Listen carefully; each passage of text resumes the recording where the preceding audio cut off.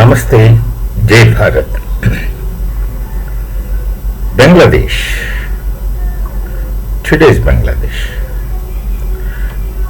They have ceased to be Bengalis, perhaps historically from 1905 with the division of Bengal into Hindu Bengal and Muslim Bengal. From that time onwards, they ceased to be Bengalis in the real sense of the term, or they have lost their Bengaliness. Then all the drama that you know had been going on. With Sheikh Hasina, they were trying to regain some of the Bengaliness, and that they themselves have destroyed under the influence of Jamaat-e-Islami, Salafis, IS, then Pakistan. No, they were Pakistan in any case after 1947, and then 1971 with the help of Bharat became independent, so-called, and continued for some time, and now they are again becoming Pakistan.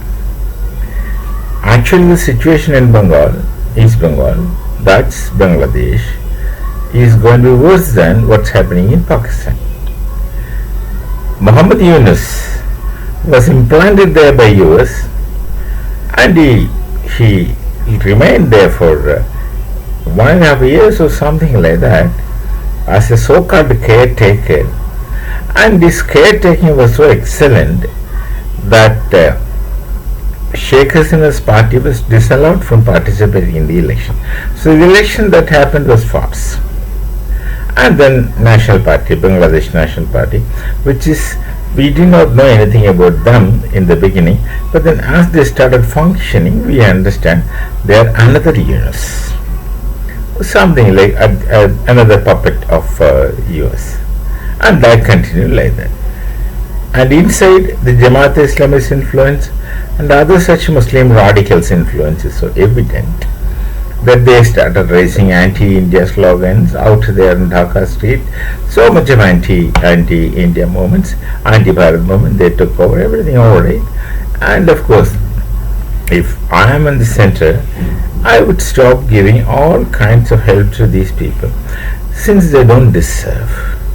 If you don't deserve, don't give. That's what our Chanakya Nidhi taught us. Deserving people should be helped.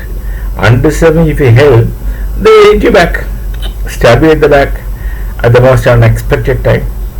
So, if given my chance anything, given any chance, I would stop every damn help to them. Be it water, be it oil, be it electricity, no city. Electricity or no city. Let them suffer because their leaders have asked for it. Now you don't now suddenly think in terms of the people. The people are supporting them. So for what the leaders do, the people should suffer. Like we Hindus believe the parents' misdeeds, the children have to face. Children have to suffer because of the parents' mistakes. Similarly, if the leaders or the kings or the rulers, their mistakes, the people have to suffer. That's the role. That's the law. That's the rule. So there is no sympathy or other kinds of consideration. One ought not to give to these people. Now, of course, US is trying to make bases. Actually, Sheikh Hasina's difference with the US was on St. Martin's Island. If now it is not only just St. Martin Island, US would want bases there. Till now, Bay of Bengal was a peaceful place. Now that's also going to be under turmoil. They will make bases there. Their military presence in East, Bay of Bengal. But then Bharat cannot keep quiet. We went and found a treaty with the Russians. A military treaty. In the limited sense, both Russia and Bharat can use one another's bases in a limited sense. Say some 3,000 soldiers could be stationed at any point 10 aircraft, no, 3 ships, something like that is an understanding. That's only the beginning. That treaty is an open challenge to US's infiltration into the interest of Bharat. Look, Bangladesh is a nation or country or a caucus, whatever, today, is already covered by Bharat. So a base in Bangladesh means a base in Bharat. They will have access or other, all kinds of access to us. We will have to curtail it. So we have put juxtaposed their presence with the Russian presence. And in any case with Russia we already had a good relations. Good relations, trustworthiness, all the track records we have. Let them come. They will use our bases, we will use their bases, fine. In a limited sense, but the limited sense is only beginning. It can get extended depending upon the requirement of the situation. If America comes to threaten us, the sovereignty of Bharat, we will take friends' help if needed to retaliate.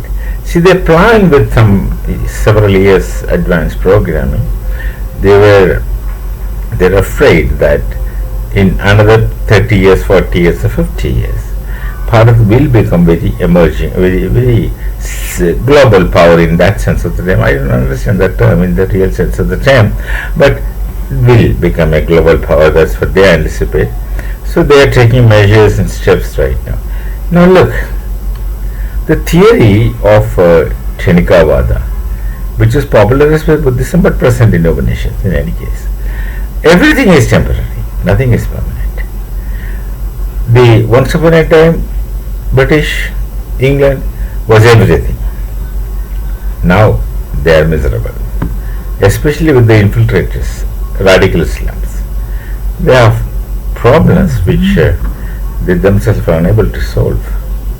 Today it's US. It's only after the World War, the European War II. And you think in 50 years they will continue to be like that? Not likely. Not likely. Now things are fast happening. Not likely. So these kind of anticipations finally hold no ground. Ultimately what happens is that the common people who wants to be born on this earth and die peacefully are getting affected because of the short-sighted dreams of many people in terms of authority, power, riches, and dictating things to others and getting people for under obedience and all those stories. Unfortunate, man with the so-called intelligence behave in such much brutal way. We shall meet. Namaste. Jai Bharat. Jai Siya Ram.